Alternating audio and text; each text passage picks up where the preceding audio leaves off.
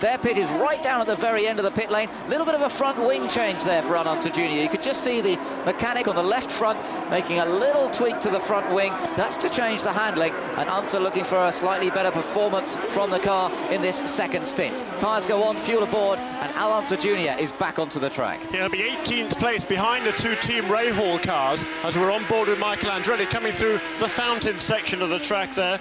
That's turn 12. The short straight now up to turn 13, a right-hander, and then a very fast kick. There goes Greg Moore down the inside of Hiro Matsushita, and Mauricio Gugelmin squeezing through as well. Hiro keeping well out of the way. Nice job, Hiro.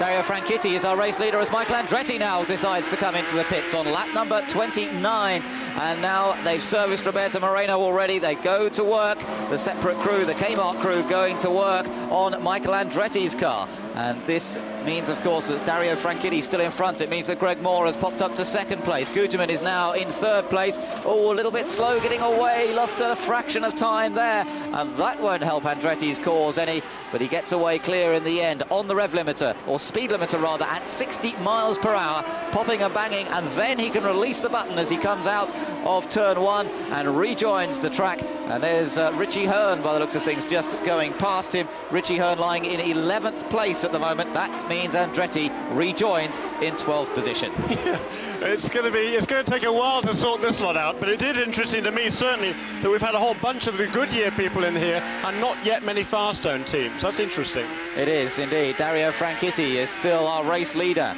as he has a 2.4 second lead over Greg Moore.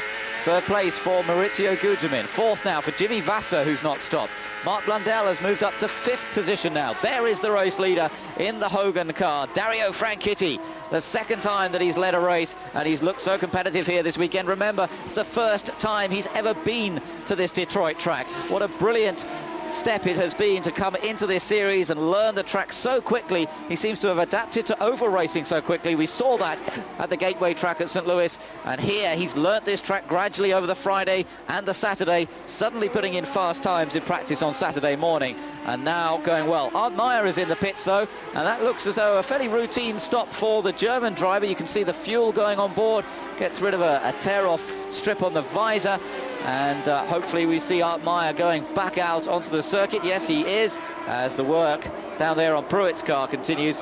Obviously problems, as we saw earlier on. It seemed to be an electrical problem of some sort for Scott Pruitt. Franchitti, though, continues to lead. Remember, on the Firestone tyres. And what sort of lap times are we looking at here for Dario? Yeah, 1 minute 14.1 last time around. Greg Moore in second place. Clearly they're closing. Greg Moore, I should say, last lap 1:13.4, so he took 7/10 off of Dario Franchitti last time around. I fancy this time it might be even more than that. So he's got some pressure on him now from the young Canadian, the winner of last weekend's race in Milwaukee. And Greg Moore showing that he's not just an oval specialist. No way. He's come up through the ranks of the Indy Lights series, where they do the same tracks as these Indy cars themselves. And he was a record setter in the Indy Lights Championship. And he's definitely closing up to the back of Dario Franchitti's car. These two running basically the same cars. They've both got the Reynard chassis with Mercedes-Benz power and Firestone tyres. It comes down to the real niceties of setup and experience to a certain extent. But Franchitti at the moment holding his own, the lead 1.2 seconds. Doing a phenomenal job too, it's Dario Franchitti. He has so much less experience than Greg Moore. Greg Moore has done a couple of Indy Lights races here. He's now done 2 IndyCar races here, and all that experience really is extremely valuable, even though, of course, the track may be slightly different in terms of character. As we watch Christian Danner there making a pit stop. Christian's been running well. He was up to 13th place before this pit stop, and there is Dario in the left-hand bottom portion of the screen, coming around to complete lap 33. Christian Danner, just to remind, he's coming in. He's coming into the pits, and you could see there he decided to come in to the pits, slowed it right down very at the last moment for Franchitti, and so he's really the first of the Firestone tyred cars to come in on lap number 33. So we're just a little bit under half distance. I wouldn't think that... we got it off. That looks like Richie Hearn. Is that Richie Hearn into the wall? It looks like a fairly hefty whack backwards into the concrete wall there for Richie Hearn.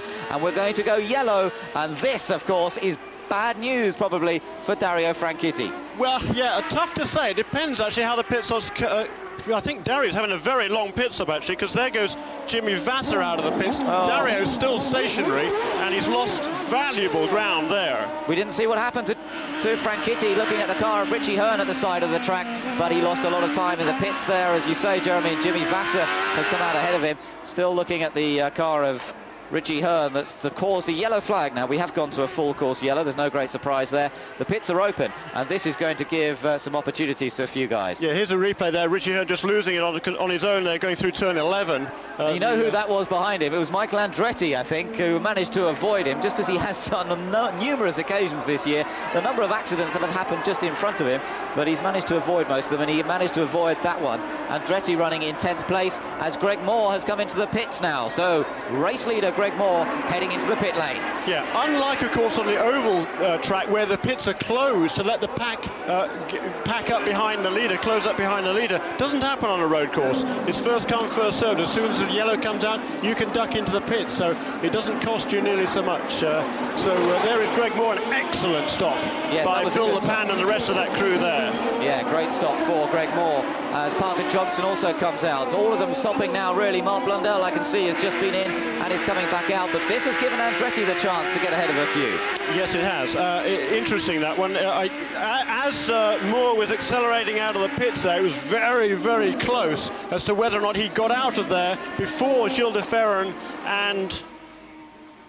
Just having another look, sorry to interrupt, Jeremy. They were looking at Richie Hearn ahead of you. This was how he lost it. And it, look at that. Andretti really had to slam it over the curve, didn't he, to get past. But he managed to do. He could see it coming. Oh no, and Dario's back into the pits. There obviously is a major problem with that car. It looks as though the fuel, no, that's the airline. No, this is the fuel line.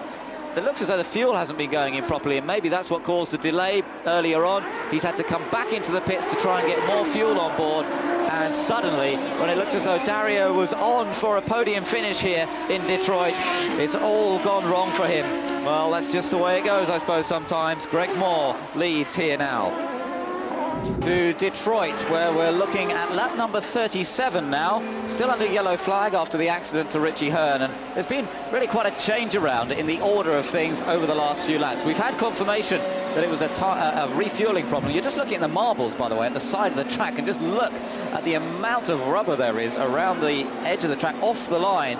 The very narrow bit in the middle is where the line is, but the amount of rubber around is just incredible, and they're actually getting out there and sweeping it, and that's obviously causing this yellow flag to last a little longer. It was always going to be one of the problems. They're running a fairly soft tyre, both Firestone and Goodyear here this weekend.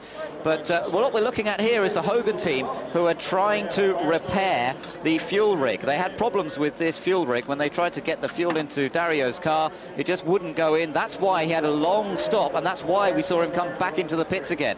And as they've come round behind the pace car now, he's dropped right down the order somewhere, and he's down in 18th position.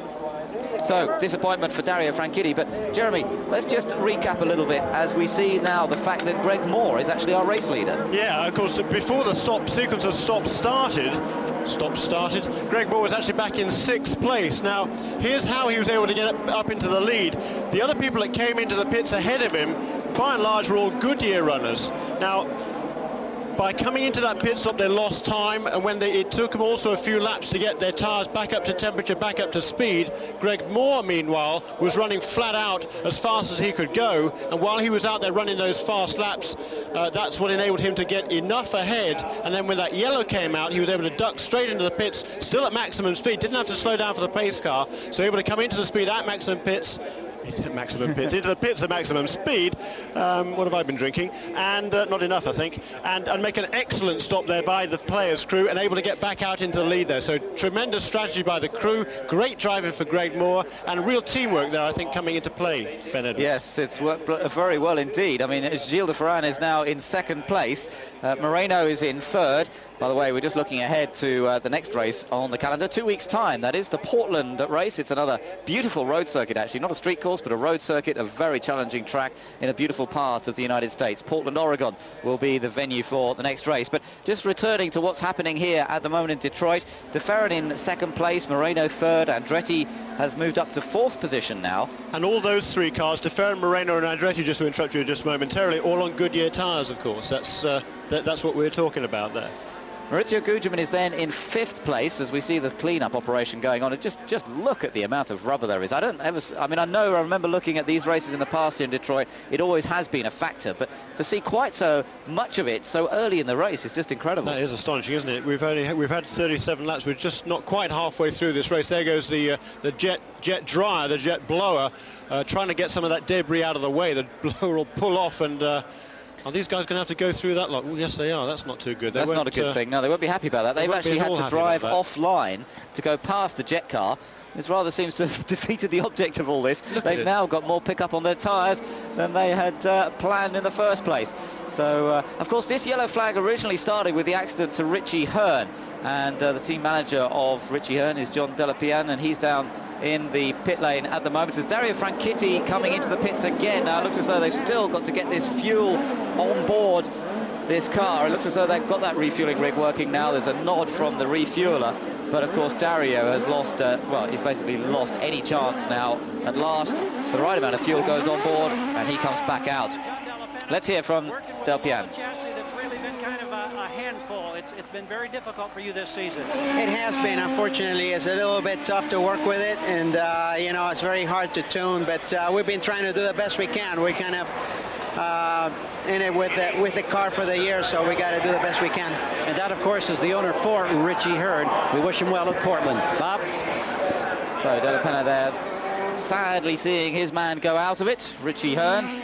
But at the moment, still, as Dario Franchitti catches up to the leaders, it's Greg Moore who's leading. Gilles de Ferran in 2nd place, Moreno 3rd, then Michael Andretti and Maurizio Gugelmin.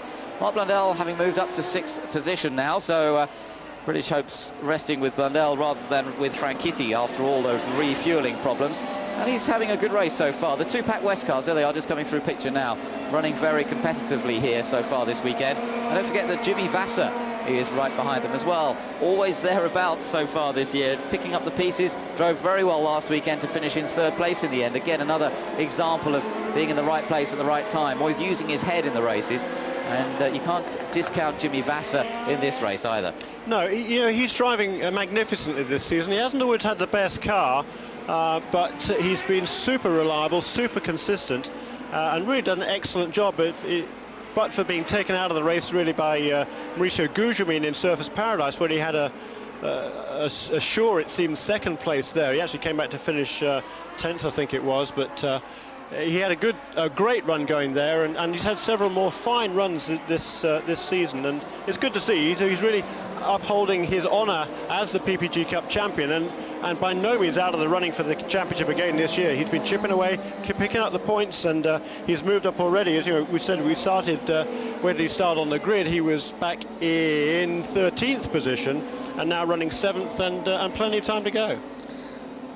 Talking about time to go, we've just reached the half distance point. We're still under yellow flags, but we've completed 39. There are 38 laps still to go. Now, it's not impossible that with this amount of yellow flag going on, that a lot of these guys may try to make it through to the end of the race without stopping again. We would need more yellow than this. Obviously, this particular yellow flag lasted quite a long time because of the clear-up operation. They're trying to pick up the pieces of rubber all over the circuit, although probably won't make a huge amount of difference at the end of the day.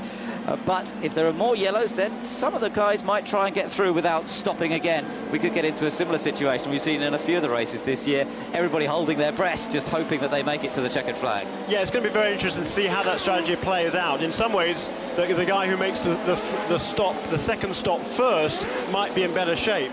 But then again, as we've seen with the Goodyear Firestone battle in the early stage of the race, maybe not.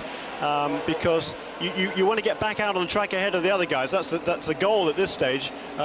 Passing on the track is very, very difficult, particularly with all that marbles out there. That's why they've sent the blowers out there, because if you just stray just a fraction offline, you hit those marbles, you're going to be in the wall before you even know it. So it rather does, it breaks up the race, but then again, they're trying to make a better race out of it as well. The other problem as well is even if you don't actually go off on those little bits of rubber, what happens is that your very hot, slick tyre picks them up. It's sort of like a magnet for those bits of rubber. They build up on the tyre and actually completely change the handling of the car. And some drivers have, here in the past actually have had this problem and actually felt they had a puncture. They've actually thought they had a puncture they've come into the pits to have the tyres changed. There was no puncture. It was purely that they had this build-up of tyre rubber on the tyre, and the car's handling just went completely awry, and they really couldn't drive it any longer. At least nowadays they have telemetry back to the pits that actually shows